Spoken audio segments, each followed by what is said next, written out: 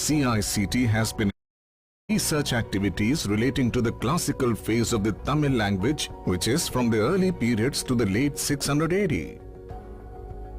These researches established the ancientness and uniqueness of Tamil language and culture. The institute has also contributed to the archaeological excavations of Kodumanal and Porunai, the findings of which established the rich heritage of Tamil language.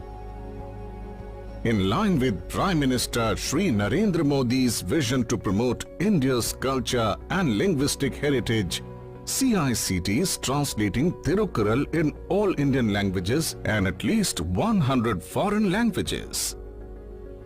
The institute gives grants for short-term projects, holds seminars, workshops and training programs, grants doctoral and postdoctoral fellowships and supports MA Classical Tamil students. Presidential awards are also given to Tamil scholars every year. CICT has been working from a rented accommodation for over a decade now. In order to ensure efficient functioning of CICT, Honorable Prime Minister Shri Narendra Modi is inaugurating its new building today. The new 3-storied building with its spacious library, multimedia halls and state-of-the-art infrastructure will now provide a proper working environment for the Tamil researchers. The library in the new building will house a rich collection of over 45,000 ancient Tamil books, including 4,800 rare books and 2,200 e-books. It will also have a separate section for the digital version of palm leaf manuscripts, inscriptions, styles and ancient texts relating to Sangam Classics era.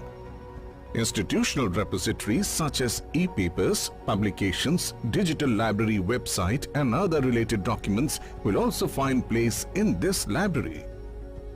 Land for the new CICT building was made available by the Government of Tamil Nadu and construction has been done by Government of India.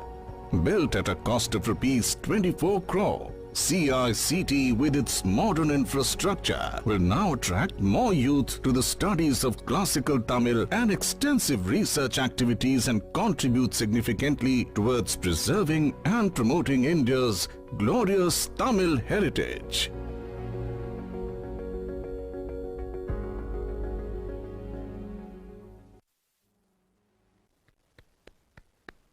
On behalf of people of Tamil Nadu, we thank Honorable Prime Minister for inaugurating these visionary projects.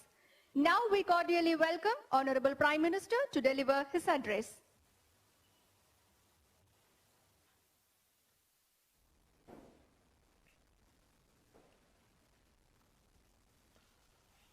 Governor of Tamil Nadu, Sri R.N. Ravi ji, Chief Minister of Tamil Nadu, Sri M.K. Stalin, Cabinet Minister Sri Mansukh Mandaviya ji, my colleague in the Council of Ministers, Sri L. Murugan, Bharti Pawar ji, Ministers of the Tamil Nadu government, Members of Parliament, Members of the Tamil Nadu Assembly, Sisters and Brothers of Tamil Nadu.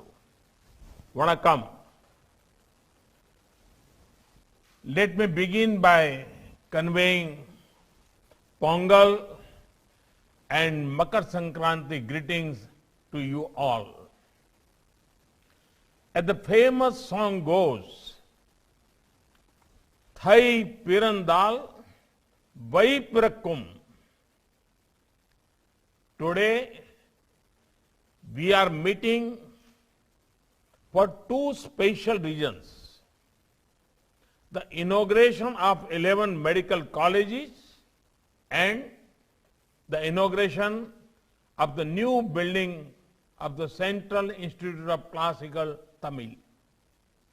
Thus, we are furthering the health of our society and making the connect with our culture stronger.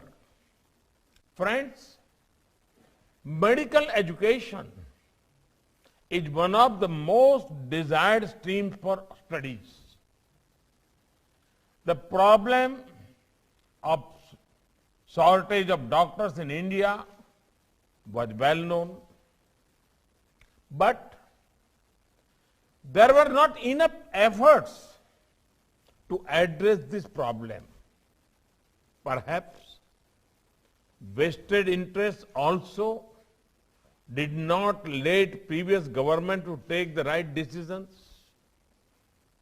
and access to medical education remained an issue. Ever since we have taken office, our government has worked to address this gap. In 2014, our country had 387 medical colleges. In last 7 years only, this number has grown up to 596 medical colleges. This is an increase of 54%. In 2014, our country had around 82,000 medical undergraduate and postgraduate seats. In last 7 years, this number has gone up to around 1,48,000 seats. This is an increase of about 80%. In 2014, there were only 7 AIIMS in the country. But after 2014, the number of AIIMS approved has increased to 22. At the same time, various reforms have been undertaken to make the medical education sector more transparent. Regulations for setting up medical colleges and hospitals have been liberalized without compromise on quality. Friends, I am told that this would be the first time that 11 medical colleges are being inaugurated at one stock located in any one state. Just few days back, I had inaugurated 9 medical colleges at the same time in Uttar Pradesh. So, I am getting to break my own record. It is important to address regional imbalances. In the light, it is good to see 2 of the medical colleges inaugurated are in the aspirational districts of Ramanathapuram and Virudhunagar. These are districts where the development needs require special attention. One college in the remote hilly district of the Nilgiris. Friends, the once in a lifetime COVID-19 pandemic has reaffirmed the importance of the health sector. The future will belong to societies which invest in healthcare. The government of India has brought many reforms in the sector. Thanks to Ayushman Bharat, the poor have access to top quality and affordable health care. The cost of knee implants and stents have become 1/3 of what it was. PM Jan Aushadhi Yojana has brought about a revolution in access to affordable medicines. There are over 8,000 such stores in India. This scheme has particularly helped the poor and the middle class. The money spent on medicines has come down greatly. To further healthy lifestyle among women, sanitary napkins are being provided at a cost of 1 rupee. I would urge the people of Tamil Nadu to take full advantage of these schemes.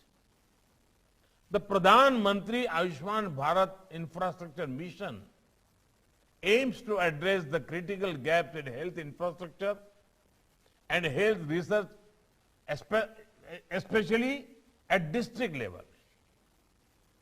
A support of over rupees 3,000 crore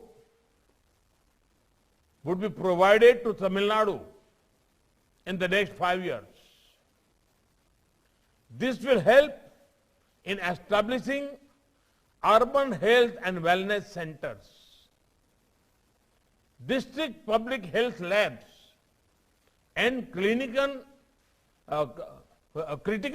care blocks across the state. The benefits of this for the people of Tamil Nadu will be immense. Friends, in the coming year, I envision India as being to go to destination for quality and affordable care. India has everything needed to be a hub for medical tourism. I say this based on the skill of our doctors. I urge the medical fraternity to look at telemedicine as well. Today, the world has also taken note of Indian practices that further wellness. This includes yoga, Ayurveda, and Siddha. We are working to make this popular in a language the world understands.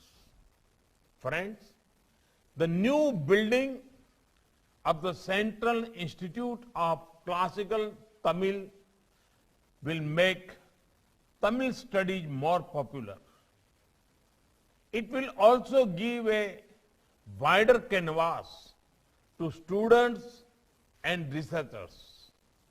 I am told that the Central Institute of Classical Tamil intends to translate Tirukural in various Indian and foreign languages. This is a good step. I have always been fascinated by the richness of the Tamil language and culture. One of the happiest moments of my life was when I got a chance to speak a few words in the world's oldest language, Tamil, at United Nations. The Sangam classics are our window to the rich society and culture of the ancient times. Our government also had the honor to setting up Subramanya Bharati Chair on Tamil Studies at Banaras Hindu University. Located in my parliamentary constituency, this will drive greater curiosity about Tamil. When I launched a translation of Tirukural in Gujarati, I knew that the rich thoughts of this timeless work would connect with the people of Gujarat and drive greater interest in ancient Tamil literature. Friends, we have given great emphasis on promotion of Indian languages and Indian knowledge system in our National Education Policy 2020. Tamil can now be studied as a classical language in school education at the secondary level or middle level. Tamil is one of the languages in the Bhasha Sangam where school students get familiar with 100 sentences in various Indian languages in audio videos.